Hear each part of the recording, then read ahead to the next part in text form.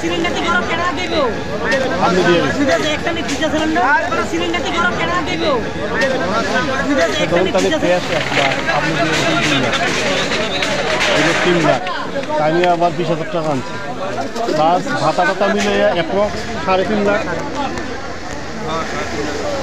আর বেশি হইব কেমন হয় নিচে বলতে কিছু কোনো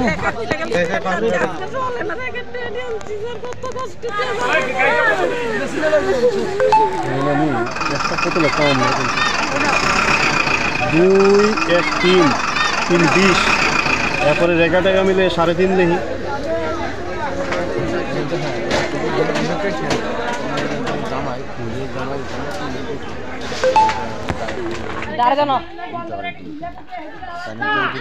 সিলিন্ডারটি গরম কেনা দেব জামাই বিদেশে 3 একটা লাখ নি 75 পিজা টাকা সিলিন্ডারটি গরম কেনা দেব আপনারা এই রিপোর্টটা বিদেশে একটা নি পিজা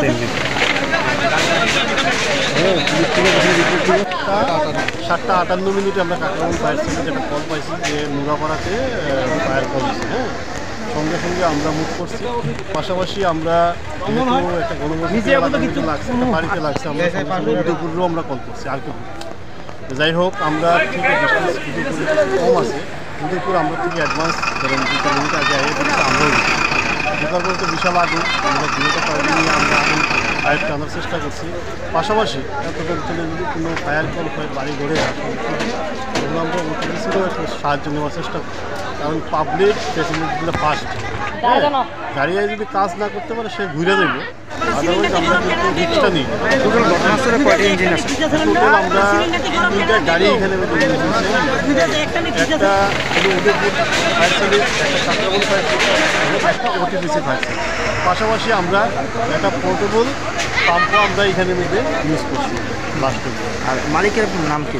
মালিকের নাম হচ্ছে লক্ষ্মী রানী নিচে সরকার, ক্ষয়ক্ষতির পরিমাণ কেমন হবে? অমর সরকার।